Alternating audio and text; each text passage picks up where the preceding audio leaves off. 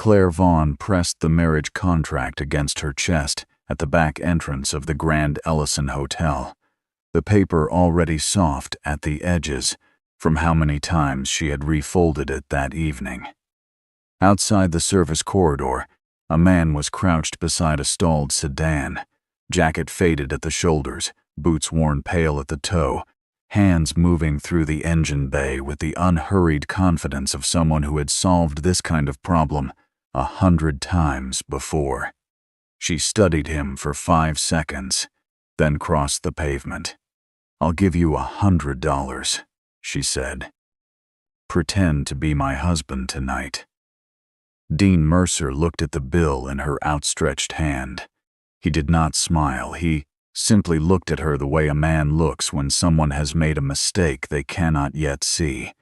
2 hours later, when his convoy of supercars rolled beneath the hotel's crystal canopy and stilled the gala to absolute silence, Claire Vaughn would finally understand exactly what that look had meant.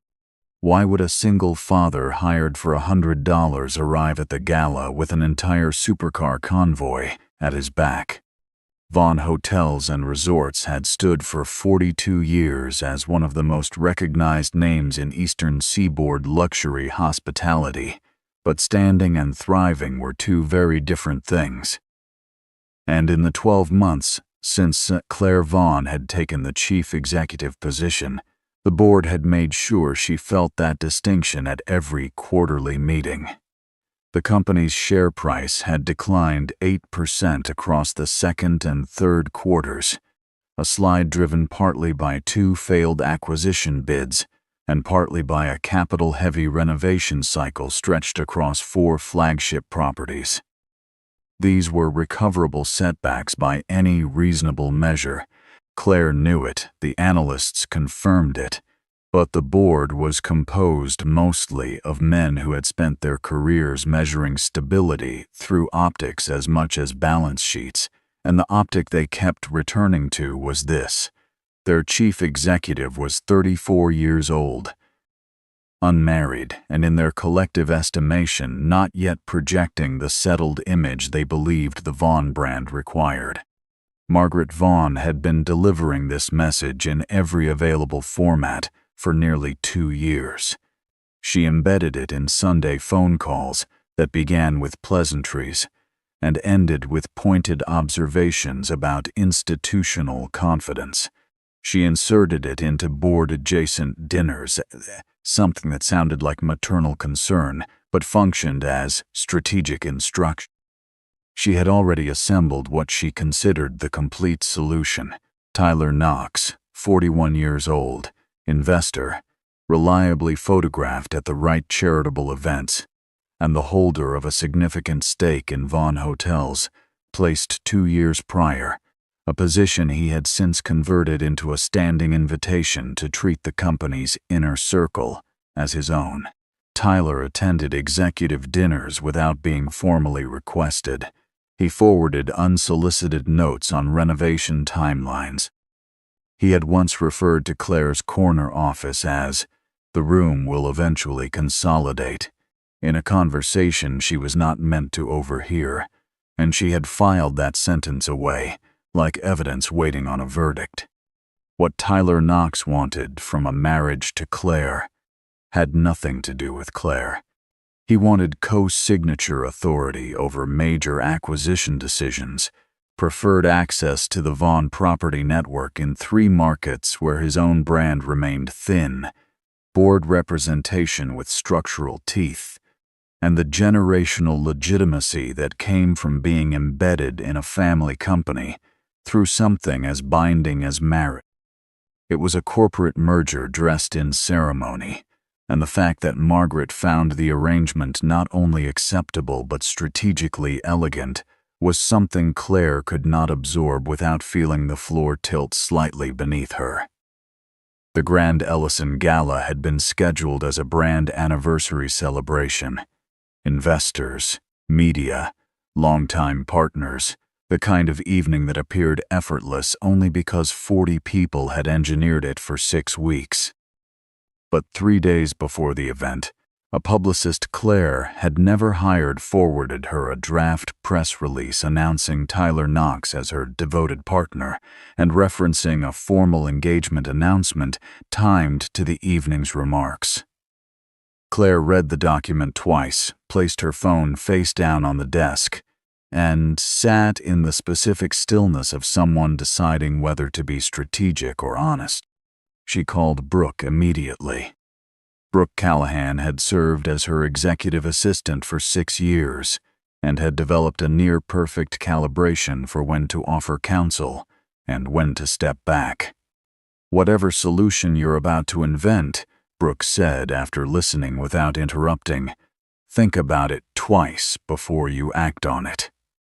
Claire acknowledged the advice and did not commit to following it. She ran the numbers the way she ran every problem. If Tyler was publicly rebuffed tonight with no counter-narrative in place, he could withdraw his stake in a way designed to trigger maximum board anxiety, and the board could respond with a confidence vote. Before the quarter closed, she needed a variable Tyler hadn't planned around. Someone standing beside her at the announcement moment who wasn't Tyler and who could disrupt the evening's prepared geometry simply by existing in the frame. Before going downstairs, she paused at the corner shelf of her 14th floor office in front of the framed photograph of her father, Robert Vaughn, standing outside the company's first property in a second-hand suit, smiling with the uncomplicated ease of someone who had not yet learned that success would eventually attract other people's designs for it. He had built something real without selling pieces of himself to finance the building. Claire stood with the photograph for a moment in the half-dark of the empty office. "They're trying to turn my life into another merger, Dad," she said quietly. The photograph offered nothing in return. She picked up her clutch and went downstairs, where she found, entirely without looking for him, the man who would make every calculation she had just run irrelevant. Not because of what he possessed, though that would become clear soon enough, but because he was the first person all evening who had not yet decided what she was worth. Dean Mercer was crouched beside a stalled sedan near the service corridor, working through a mechanical fault with the calm patience of someone for whom a broken engine was not a problem, but simply a task. A junior valet had flagged him down after a hotel guest reported a dead battery that turned out to be something more specific, and Dean had looked at the car, assessed it without fanfare, and started working, the way a man does when a problem is in front of him, and solving it is more natural than explaining why it isn't his responsibility. He had not asked for payment. His jacket was old, and his toolbox was battered, and his pickup truck sat at the far edge of the employee section, with the easy anonymity of a vehicle that had never needed to announce itself. Claire stood at the corridor entrance and watched him a moment longer than she intended. And then the part of her mind that had been running crisis calculations for 6 hours overrode the part that sometimes still asked whether a decision was fair. She crossed the pavement and told him what she needed. She told herself it was practical. She told herself he would probably be grateful for the money. She told herself a great many things in the 20 steps it took to reach him, and not one of them was entirely true. Dean had come to the Grand Ellison that evening for a specific reason that had nothing to do with galas or corporate marriages or the interior pressures of hotel executives. A longtime client, a collector who kept his identity as private as his inventory, had shipped a 1963 Aston Martin to the hotel's private receiving dock and requested that Dean personally assess its condition before it was moved to secure storage downstairs. Dean had completed the inspection, signed off on the condition report, and was returning through the service corridor when the valet caught him and asked for a minute. Dean had a minute. He crouched beside the stalled sedan, and that was the position he was in when Claire Vaughn crossed the pavement with a folded bill in her hand and the clipped efficiency of someone who had managed personnel decisions before breakfast. She offered the $100 and explained what she needed. A man to stand beside her at the gala for 2 or 3 hours, introduce himself as her husband, and be plausible enough to disrupt a business arrangement she had not agreed to. She delivered the request in the tone of someone accustomed to transactions that moved quickly and resolved cleanly, and she extended the bill with the unconscious certainty of someone whose offers had not often been questioned. Dean straightened slowly, looked at the money, and then looked at her. "Do you normally price other people's dignity that quickly?" he said. Not with anger, just clearly, the way a man states a fact he wants acknowledged. Claire faltered slightly, then composed herself. She was not accustomed to having the mechanics of an offer interrogated. She gave him the short version of the situation. An investor using a board stake to pressure her toward a marriage she had not chosen. A family announcement she had not authorized. A gala that had been transformed without her consent into the venue for something she found both offensive and genuinely threatening to her ability to run a company she had spent a decade earning the right to lead. Dean listened without interrupting. He cleaned engine grease from his hands with a cloth from his jacket pocket and studied the hotel entrance as she spoke. He was nearly at the word "no" when she described Tyler using the optics of marriage to install himself into a position of structural control, and something in the way she said it. Not the urgency, but the exhaustion beneath the urgency, landed in a place Dean recognized from a story that was entirely different from hers, but built along the same architectural lines. He thought about Paige, about the way her family, comfortable, well-connected, proud of their connections in the specific way that old money is proud, had spent years treating her as a position to be managed rather than a person to be known.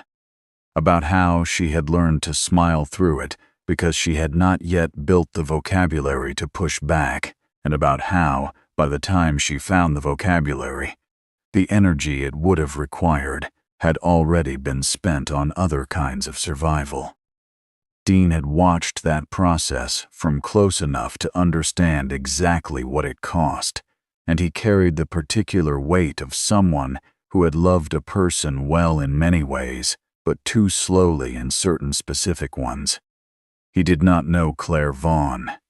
He owed her nothing, but he knew the architecture of the trap she was standing in, and he had made a decision a long time ago about what he did when he recognized that particular structure. He told her he would help, but he returned the $100, held it back with 2 fingers, the bill suspended between them for a moment before Claire took it. "Keep it," he said. "Not as payment. Keep it so you remember how you made this offer." Claire opened her mouth to respond and found herself without an immediate answer, which was unusual enough that she registered it without commenting on it. Brooke materialized from the service corridor with a borrowed blazer and a hotel-grade dress shirt still in its packaging, and suggested that if Dean was walking into a gala, he might consider updating the top layer. Dean accepted the blazer and declined the shirt. He layered it over what he was already wearing, checked nothing in any mirror, and was ready in under 2 minutes, which was faster than anyone in a custom suit in the hotel lobby had managed that evening. Claire fell into step beside him as they approached the interior corridor connecting the service entrance to the main hall. She had expected him to seem uncertain, or at least to ask what the plan was. He did neither. He walked with the relaxed steadiness of someone who had been in rooms that looked nothing like this and rooms that looked exactly like this, and for whom the difference in floor quality had long since stopped being significant. Something about that ease made Claire more aware of her own tension rather than less, which was not the effect she had intended when she extended a folded bill to a stranger in the service lot. She had hired a placeholder. What was walking through the door beside her was something she had not budgeted for, and she didn't yet have the language to say what it was. The Grand Ellison's main ballroom had been dressed for consequence. Crystal centerpieces on round tables set for 12, a stage framed in warm amber light at the north end of the room, and the particular hum of 300 people wearing their best and performing ease while calculating everything around them. Investors stationed near the bar ran numbers in their heads between pleasantries. Media contacts circulated with the careful attention of people paid to notice what others preferred they didn't. Board members clustered near the east staircase beside the announcement podium that had been quietly installed in the days prior. It was the kind of room where everything appeared gracious and everything was measuring, and Claire Vaughn had grown up attending rooms exactly like it. What she had not done until tonight was enter one with a man whose last name she had learned 11 minutes earlier. She introduced him without hesitation, in the decisive tone she used for information she had decided to commit to. "Dean Mercer, my husband." The room absorbed the sentence and exhaled it back as murmur. No one had known Claire was married. The publicist near the podium went very still. Margaret Vaughn, positioned near the head table in a gown the color of dusty rose authority, turned and looked at Dean from the crown of his head to the worn toe of his boots with the slow, deliberate appraisal of a woman who had just been handed an unfamiliar document and did not find its presentation acceptable. Tyler Knox, 20 feet away and mid-conversation with a board member, turned at the sound of the name and looked at Dean the way a man looks at something that has materialized between him and a destination he had already mentally arrived at. Tyler recovered in the way he always did, quickly, smoothly, with the practiced ease of someone who had spent years converting disadvantageous positions into offensive angles. He crossed the room with the broad-shouldered confidence of a man who moved through spaces as though they had been constructed slightly in his honor, and arrived beside Claire with a smile containing no actual warmth and a great deal of geometric precision. "Claire," he said, the single word landing with the familiar weight of acclaim. He looked at Dean. "If you're running a performance tonight, you could at least have found someone who knows how to tie an expensive tie." He said it lightly, as people say things when they want them to land as wounds while retaining the option to call them jokes. Dean looked at Tyler. He said nothing. The silence lasted precisely long enough to become its own kind of answer. The evening moved around them. Guests approached Claire with congratulations on a marriage they were still computing, and turned to Dean with the standard inventory questions of social rooms like this. "What do you do? Where are you from? How did the two of you meet?" Dean answered in the compact, unembellished register of someone who saw no utility in filling space with performance. "I work in the automotive industry," he said, and let it stand there. When Tyler circled back with a fresh drink and a sharper angle and produced valet parking, with a small laugh designed to invite the room's participation, Dean waited for the laugh to finish, then said quietly, "Not exactly." 2 words. The economy of it was more disarming than any argument, and several guests found themselves looking at Dean with a new attention they couldn't have immediately explained. Claire was watching him too, but for a different reason. She had expected the borrowed blazer and the worn boots and the plain speech to produce a visible mismatch, the kind of gap she could manage and navigate around, the small vulnerability she could guide through the evening with a careful hand. What she was getting instead was a man who occupied the room without requesting anything from it, who received Tyler's social testing with the patient composure of someone who had been assessed by sharper instruments and found the experience unremarkable. She was beginning to feel something she hadn't planned for, a form of guilt that had nothing to do with strategy and everything to do with the fact that she had handed this man a folded bill and called it a solution, and he had, without making anything of it, simply continued being exactly who he was. Tyler switched tactics near the end of the cocktail portion of the evening, steering a windowside conversation into a small, impromptu forum in which he asked Dean, with the studied casualness of a man laying wire, about his background, his education, his family, his connection to Claire. The questions were designed less to gather information than to produce the appearance of gaps in front of the right witnesses. Dean answered without performing for the audience Tyler was attempting to construct. He mentioned a son named Nolan. He mentioned the automotive work without entering specifics. He gave Tyler nothing useful and nothing away, and the precision of the restraint was the thing Tyler found most infuriating, because there was no fumble to leverage, no anxious overcorrection that every other underprepared person in a room like this eventually produced. Near the end of the hour, Tyler produced the VIP guest registry, an elegant Vaughn Hotels tradition, leather-bound with a gold pen, and suggested, with the air of a man administering a social test he believed he had already passed, that Dean sign with the house name, Vaughn Mercer. Dean took the pen, opened to the registration page, and signed his name in a clean, unhurried hand. Dean Mercer. Nothing added, nothing performed. He capped the pen and set it on the register, and Tyler looked at the signature with the expression of someone who had thrown a precise punch and connected with nothing. There was a version of Dean Mercer's life that would have made everything about this evening immediately legible to every person in that ballroom: the suit, the fleet, the vocabulary of markets and collections, and the particular financial fluency of people who managed things worth managing. That version was real.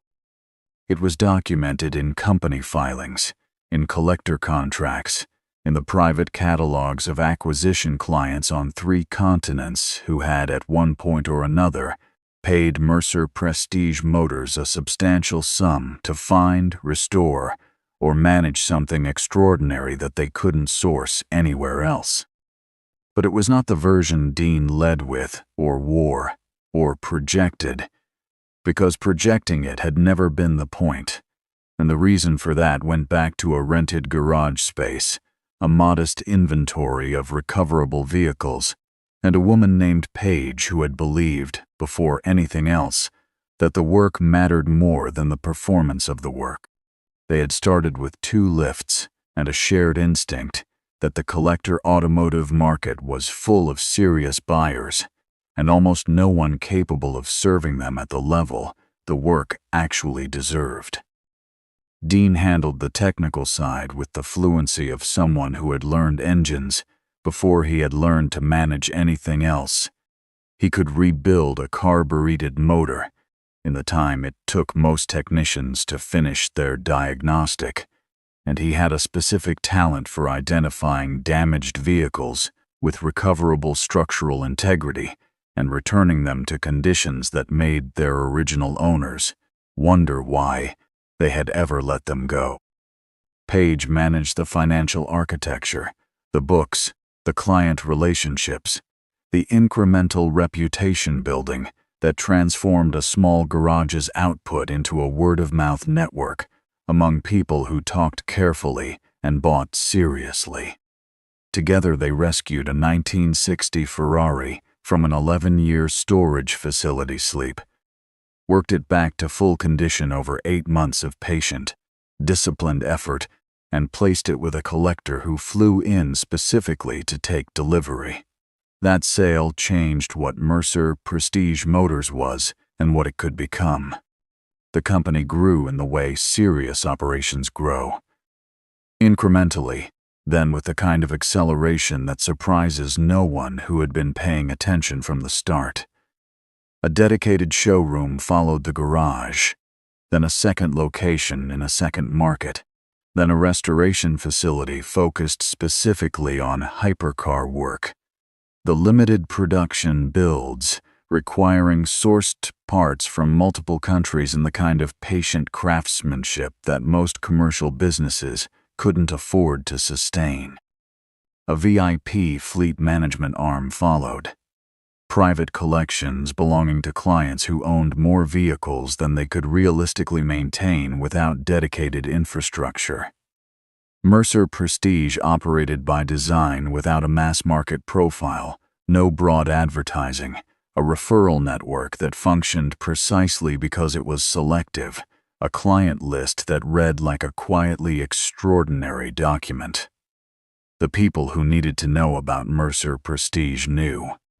Page died 3 years before the evening at the Grand Ellison, from an illness that announced itself late and moved fast and left no room for the kind of preparation that might have made it more navigable. Dean spent a significant stretch of time understanding how to exist inside the company's world without her at the center of it. He promoted Naomi Pierce, 4 years their operations director, possessed of the rare combination of logistical precision and social fluency that the company's external presence required, to handle the public-facing side, collector events, industry partnerships, media relationships, and the orchestration of occasions like the Hypercar Summit, a closed-door annual gathering of serious automotive collectors that Mercer Prestige hosted in a different city each year, and which had been scheduled at the Grand Ellison that same evening entirely by coincidence. Dean ran the internal side. He still personally assessed every significant vehicle that came through the company's hands. He still drove the same pickup truck he had owned for 9 years. He still wore work clothes to jobs because he did work, and the work had always been the point. His son Nolan had asked him once, with the direct logic of a 13-year-old who had recently formed confident opinions about most things, why he let people assume things about him that were not accurate. Dean had said that he didn't let people assume anything. People generated their own assumptions, and correcting every one of them was a full-time position he had not applied for. Nolan processed this for a moment and said it seemed like a lot of maintenance to let people remain wrong. Dean said it depended entirely on whether the people doing the assuming were the kind whose conclusions could change what you actually were. Nolan found this answer partially satisfying. Dean found it completely accurate. Page had told him once, in the second year of the business when the outcome was still genuinely uncertain, and the work was still more faith than evidence, that if he ever built everything they were working toward, he should make sure the work remained the point and not the proof. Don't let the cars drive you somewhere you didn't choose. She had said, compact and particular, and right in ways that continued to be right long after the context that produced the words had changed. Dean had kept that instruction the way he kept certain tools, close, in good condition, and used regularly. When Naomi called him that evening to say the Hypercar Summit convoy was staged outside the hotel and the collectors were ready, Dean acknowledged it, set the call aside, and went back into the gala, where a woman he barely knew was approaching the worst moment of her evening, and where he had quietly decided he was going to do what he could to make sure it didn't get worse. Tyler Knox had built a career on a specific skill, the ability to convert disadvantageous positions into new ones, to locate the angle that allowed forward motion even when the original path had been blocked. He understood rooms. He understood timing. He understood that the most effective method of dismantling something was to offer to celebrate it first, in public, in front of witnesses who had not yet finished deciding what they thought. When the cocktail portion of the evening transitioned to the formal program and the stage lights warmed to signal the shift, Tyler moved to the podium with the ease of a man who had been rehearsing that walk in private for weeks. He tapped the microphone once, swept the room with the smile of someone genuinely delighted to be present, and began with warm congratulations to Claire Vaughn for the company's anniversary, for her leadership, and for the wonderful news, he added with a practiced pause, that they had all apparently just learned this evening. He turned toward Dean with an expression of expansive generosity that contained no actual generosity. I think we'd all enjoy hearing a few words from the man Claire apparently married in secret, Tyler said. Something about the relationship. Something that helps the rest of us understand how one of the country's most recognized hospitality executives ended up with a man none of us have had the pleasure of meeting. The room attended with the specific alertness it produces when someone has said something that could be gracious or devastating and has not yet made clear which. Claire stood very still near the stage. Brooke, at the back wall, looked at her phone as though it might offer an exit. Dean walked to the stage with the same unhurried ease he had carried all evening, and the room watched him with the concentrated attention of 300 people who were genuinely uncertain what was about to happen. He stood at the microphone and let the room finish settling. Then he said, "A marriage shouldn't be a contract someone engineers to buy control over another person." He did not raise his voice. He did not add anything to it. He said it clearly, and without performance, and let it stand in the air of the ballroom the way a stone stands in still water. The silence that followed was the kind that precedes collective recalibration. Several board members exchanged glances. Margaret Vaughn's expression passed through 3 distinct phases in approximately 4 seconds. Tyler's smile technically remained, but had been emptied of all the architecture that made it functional. Tyler recovered, which he was practiced at, and pivoted to a fence, which was the register where he operated most effectively. He addressed the room with the renewed confidence of someone who had just located the precise lever he had been looking for all evening. He said that Claire had hired this man, the specific word hired, delivered with the measured weight of a verdict, and that the person standing at the microphone was not her husband, had never been her husband, and was in fact, by his understanding, a working man who had been offered $100 to occupy a role for an evening, which was all the evidence present that the marriage had required. He delivered it without apparent heat, as though simply correcting the record, which made it land harder than anger would have. The room began to reorganize itself around this new information. Margaret moved toward the stage with the instinct of a woman who had spent 4 decades managing the family's presentation, and who did not intend to allow a spontaneous confession to rewrite the program. Claire felt the shame of it, not the shame of being exposed, but the more specific shame of having made Dean the collateral of her crisis, of having offered him a folded bill and walked him into a room where he was now being described, in front of the people who controlled the financial levers of her company, as someone who could be retained for a convenient evening.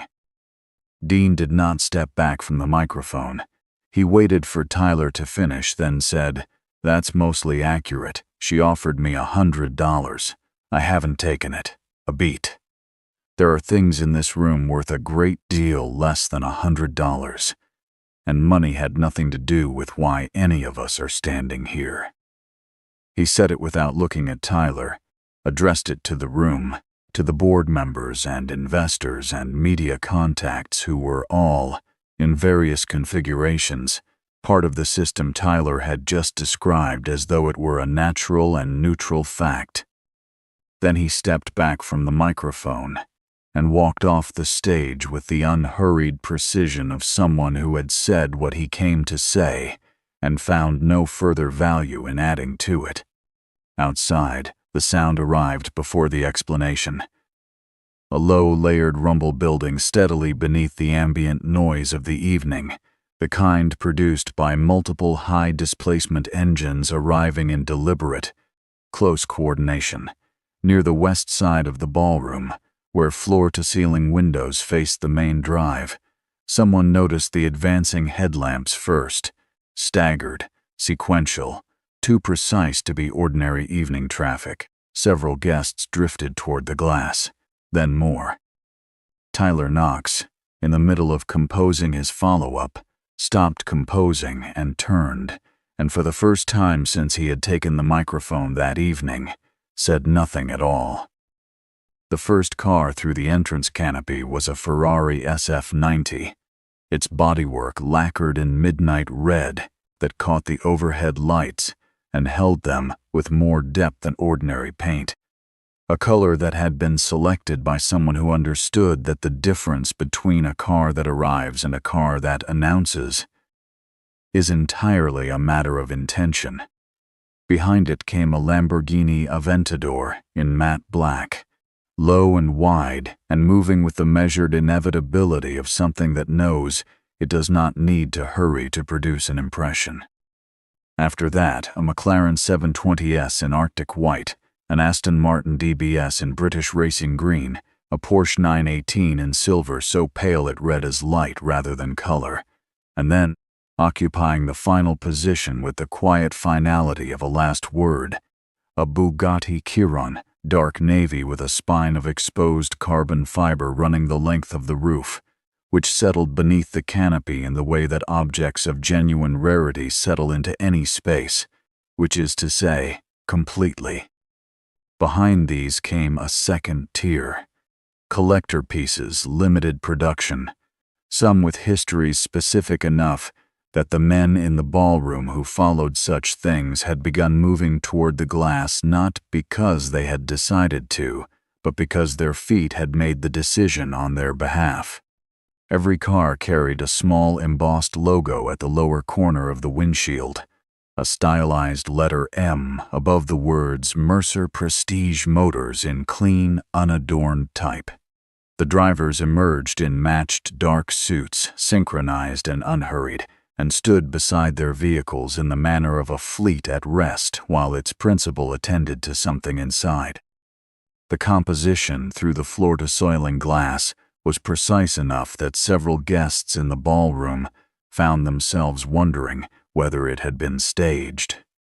And the answer to that question was, of course it had, but not in the way they were thinking. It was intentional in the way that preparation is intentional.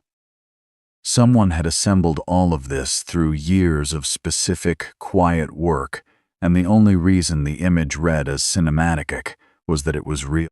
Naomi Pierce entered the ballroom through the side corridor, with the focused, brisk energy of someone whose evening had just intersected with a situation she had not been briefed on. She was followed by 2 event management staff and 2 members of the summit's private security arrangement, all moving in the controlled, purposeful way of people who have a clear destination in a room full of people uncertain what they are witnessing. Naomi navigated directly to Dean without glancing at Tyler, without pausing to absorb the ballroom's recalibrating atmosphere, and said, "Mr. Mercer, the collectors are ready. The summit cannot begin without you." She delivered it in the same register one uses for logistical updates, matter of fact, professional, with the mild precision of someone for whom time is a resource being used. The room went very quiet. The specific quiet of collective processing, everyone arriving at the same information from different directions, and requiring a moment to integrate it before proceeding. Claire turned from the window toward Dean. The word came out carrying the weight of the conclusion her mind had already reached. Mercer. A pause, as in Mercer Prestige Motors. It was not entirely a question. Dean held her gaze with the same steady, unperformative expression he had worn all evening, and said nothing, which was confirmation of everything. Warren Hale, 68 years old, 3 decades in the collector automotive space, and the holder of 3 personal acquisitions through Mercer Prestige over the preceding decade, spoke from 2 tables away in the tone of a man who has just watched a long-form joke arrive at its conclusion.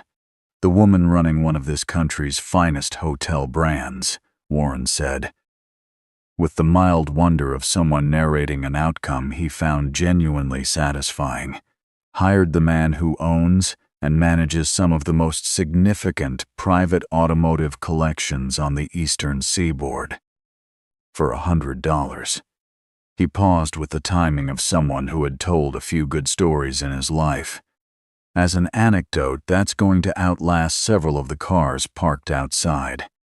Tyler's expression had passed through several phases and arrived at something approximating neutral, the default he used when he needed time he did not have. Margaret had gone still in the specific way of a woman who had spent decades curating the family's narrative and had just discovered that the narrative had developed a significant structural complication without her input. Naomi, standing at Dean's shoulder, produced without commentary a slim document folder. The Hypercar Summit registration, the Mercer Prestige board listing, and 3 active fleet management contracts with holdings values that produced an audible intake of breath from the banker standing closest to Naomi when she turned to the relevant page. She did not explain the documents. She simply made them available, in the way that evidence does not require commentary to perform its function. Dean reached to the small side table near the stage, picked up the $100 bill that had traveled through the evening in Claire's clutch, and ended up beside the water glasses when she set her bag down, and placed it on the table in front of Claire with a deliberate, unhurried precision that drew every eye in the room. He looked at her directly. "You weren't wrong to think I was poor," he said. "That was a reasonable conclusion from what you saw. But there's a difference between being wrong about what someone has and being wrong about what they cost." He said it without heat, without satisfaction, without the particular resonance that revenge would have carried. He said it the way a person states something that has been, finally and without ambiguity, true. The ballroom held a silence dense enough to have physical weight, and in the center of it, Tyler Knox was standing with no useful move available. Tyler Knox was not a man who accepted defeat. He had built his career specifically around the skill of converting adverse positions into new angles, of finding forward motion when the original path had closed. He tried one now, he told the room, with the conviction of someone who hoped conviction alone might carry the argument that the entire evening had been theater, that Dean Mercer had concealed his resources from the outset specifically to arrange this moment, to set a trap and permit it to close in front of an audience assembled for exactly this purpose. This was orchestrated, Tyler said, using the word that sounds like an accusation without quite being one. Naomi responded before Dean had the opportunity. "Mr. Mercer told no one he was poor," she said with the calm of a woman who has stated accurate facts in difficult rooms before and finds it entirely unremarkable. "He said nothing about himself at all. He came here to inspect a vehicle. He was asked by this woman to stand beside her. Everything else was decided by the people in this room, not by him. It was clean, precise, and entirely accurate, and it landed with the weight of something that could not be credibly disputed." Brooke confirmed the sequence of events in the specific corporate minute meeting tone she reserved for information she wanted on the permanent record. Claire had approached Dean first. Claire had offered the money. Claire had made the assumptions. She delivered it without unkindness. She simply made it accurate. And Claire, standing at the edge of the stage with 300 people, waiting to see what she would do with the next 30 seconds, ran the calculation she always ran when a decision was in front of her, weighed the clean exit ramp against the other option, located the version of the evening that her mother would prefer and her publicist would recommend, and then she climbed the 3 steps to the stage without taking any of it. She said, "I asked a stranger to pretend to be my husband tonight because I was afraid. I offered him money to do it because making a transaction was easier than admitting I was afraid. I looked at him and saw his jacket and his boots and the truck he drove, and I decided what he was worth based on what he was wearing. I was wrong about all of it." She said it to the room, which meant she said it to her mother, who stood near the head table with an expression of controlled anguish, and to Tyler Knox, who was standing near the east wall with the look of a man who has run out of navigation options, and to every board member and investor present who was currently recalibrating the evening's meaning. She did not perform the acknowledgement. She gave it in the flat, unhurried register of someone who was being accurate, because accuracy was the only version of this she could stand behind. Margaret moved toward the stage with the instinct of a woman for whom public image had been, for 4 decades, the primary currency. "Claire," she said. Just the name, just the one word, carrying everything it always carried. Claire looked at her mother with the clear-eyed steadiness of a decision already made. "I would rather lose face telling the truth than preserve a reputation through an arrangement I never agreed to," Claire said. Said it to the room, to the board members, to the cameras belonging to the 3 media contacts who were very carefully not looking up from their phones while paying close attention to every word. Margaret stopped where she was. The conversation that needed to happen between them was not a gala conversation, and both women understood that. Tyler attempted one final maneuver, addressing the board members he still believed were persuadable, arguing that his original proposal remained the most structurally sound path for Vaughn Hotel's long-term stability, that the evening's events, whatever they had been, didn't alter the underlying financial picture. He was mid-sentence when Warren Hale, with no particular drama, mentioned that Mercer Prestige Motors had been in preliminary conversations with 2 major hospitality groups regarding an integrated VIP fleet service for their premium properties, and that if anyone in the room was curious about the potential alignment between that business and Vaughn Hotel's existing infrastructure, it seemed worth a conversation. The observation spread through the investor section with the quiet speed of a temperature change. Dean noted, without addressing Tyler, that Mercer Prestige was open to a partnership with a Vaughn-tier hospitality brand for its global fleet program, but only under transparent, bilaterally negotiated terms, and only with leadership that held genuine decision-making authority. The implications were clear to every person in the room with functioning financial reasoning, and they arrived at Tyler Knox's remaining influence in the board, like the quiet removal of a structural column. Later, after the program had dissolved into smaller conversations carrying a different energy than the one that had begun the evening, Dean found Claire near the side corridor. She had been looking for the right words for several minutes and had not quite located them. "I don't know how to apologize for this adequately," she said. Dean was quiet for a moment, then, "Start by not doing what you did tonight the next time you're scared. Don't price a person before you know what they're worth. That's the apology. He said it without harshness, without the performance of forgiveness that would have made it smaller than it was. He said it the way a person says something genuinely meant to be useful, which is the rarest and most uncomfortable kind of hard thing to hear. The aftermath of the evening carried the specific efficiency of consequences that had been building for a long time. Tyler Knox did not recover his position in that room.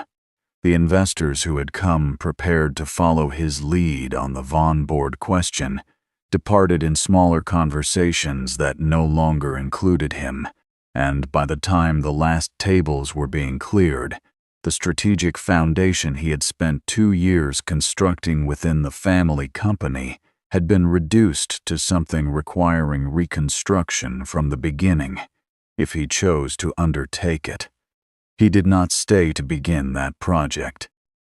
Margaret remained through the end of the formal program, then left without speaking to Claire again that evening, which was itself a kind of acknowledgement.